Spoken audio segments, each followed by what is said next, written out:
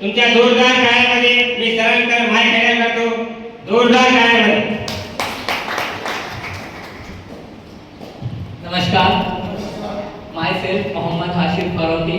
मैं प्रॉपर पाथरी से बिलोंग करता हूँ और ये बिजनेस में सबको किसी ना किसी ने इनवाइट करने वाला है या सबको किसी ना किसी ने बिजनेस में बोलने वाला है, मगर ये बिजनेस में मुझे किसी ने बिजनेस के बारे में बोला नहीं था. मैं खुद ये बिजनेस में आया हुआ.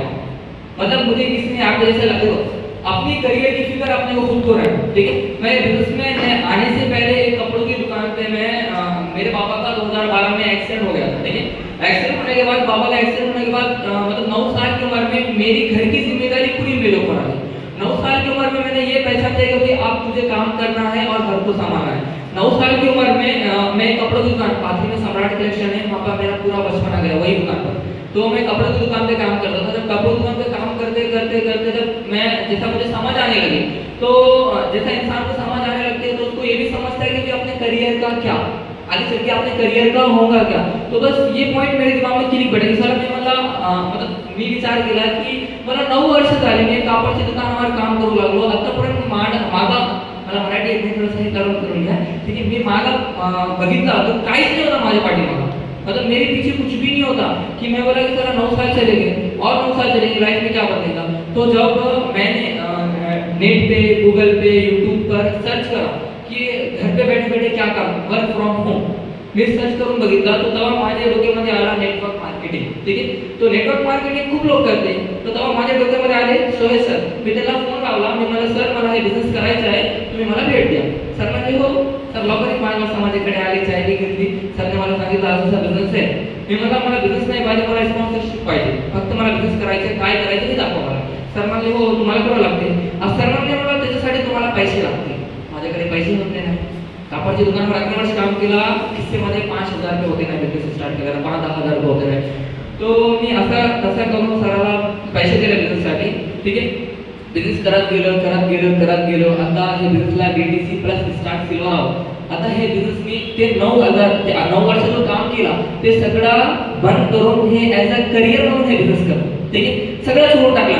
आता हे बिझनेस आहे नंतर मी हेच करणार माझ्यासोबत. ठीक आहे, तुम्ही तेव्हा एक ईगल रँक असती, ते ईगल रँकवर गेलो होते. ठीक आहे, तो ईगल रँकमध्ये गेलो होतो. तो मी एक शेर सांगितला होता मराठीमध्ये. मी ईगल रँकवर गेलो होतो, तो मी एक शेर सांगितला होता मराठीमध्ये. आज माझी पूर्ण लाईफ तशी झाली. ठीक आहे, मी नंतर शेर तुम्हाला सांगणार मराठीमध्ये. मगर त्याच्या अगोदर हे बिझनेसमध्ये मला सपोर्ट करणारे, मला सहकार्य करने वाले सबसे पहिले सोहेल शेख सर यांचा मी खूप मनापासून आभार मानतो. त्याच्यानंतर मला वेळोवेळी सपोर्ट करने वाले, मला शेतीची माहिती देणारे असे माझे great leader ATC leader Sachin Chavan sir यांचाही मी मनापासून आभार मानतो. त्याच्यानंतर मला बाळासारखे सांभाळणारे, त्याच्यानंतर मला कुठं पण तकलीफ येऊ द्या मी तुझ्या पाठीमागे आहे हे सांगणारे, त्याच्यानंतर माझ्या फॅमिलीला भरोसा देणारे की हे मुलगा 100% पुढे जाऊ शकत. त्याच्यानंतर हे बघून ज्याच्यापेक्षा मी आज हे बिझनेस मध्ये जगत आहोत. त्याच्यानंतर माझे देवता, त्याच्यानंतर माझे वरचे, आमच्यामध्ये नाम खूप वरचेला खूप मानते. त्याच्या पलीकडे कोणी सर सबचे नंतर ते वरचा आमचा. त्याच्यानंतर माझे माय बाप, त्याच्यानंतर माझे लाईफचे घराणे रवी चव्हाण सर यांचा मी मनापासून आभार मानतो. ठीक आहे, त्याच्यानंतर आमचे सबचे ग्रेट लीडर आनंद अवचार सर, त्यांनाही मला खूप भरोसा दिला. आता मी बिझनेस मध्ये मतलब रवी सरच्या नंतर रवी सर अगोदर आहे, त्याच्यानंतर जो मी मानतो अवचार सर त्यांना मी मनापासून आभार मानतो. त्याच्यानंतर मी तुम्हाला ते शेअर बोलणार, फक्त माझी तुम्हाला हात जोडून विनंती आहे ते शेअरला तुम्ही समजून घ्या. तुम्ही समजून घेतला तो लाईफ मध्ये खूप खूप मोठा परिवर्तन येऊ शकतं. ते शेअर तुमची लाईफच्या आयुष्य बदलू शकते. ते शेअरने माझ्या लाईफचा सगळं आयुष्य बदलून टाकलं. ठीक आहे, तर तुम्ही ऐकायला रेडी आहे? 100%? यस. 100% सांगू? बस थोडा शब्द सांगते. ठीक आहे, कसा जगायचा हे ज्यांच्या त्यांना ठरवायचं. कसा जगायचा हे ज्यांच्या त्यांना ठरवायचा. दुःखात सगळ्यांनाच असतात का नाही? दुःखात सगळ्यांनाच असतात. मग दुःखामध्ये दुःखाला सामोरा जायचा की दुःखामध्ये दुःखाला पिक्चर जगायचा हे ज्यांच्या त्यांनी ठरवायचं. उद्याची चिंता हे सगळ्यांनाच असतात का नाही?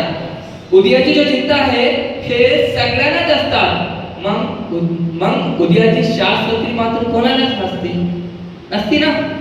मग उद्यासाठी मरायचा की आजच्या हे दिवसामध्ये संपूर्ण आयुष्य जगायचा हे ज्यांच्या त्यांनी ठरवायचा. जय हिंद, जय महाराष्ट्र, जय महाराष्ट्र. जोरदार टाळ्या वाजल्या पाहिजे मित्रांनो, सरांसाठी जोरदार. मित्रांनो हे पण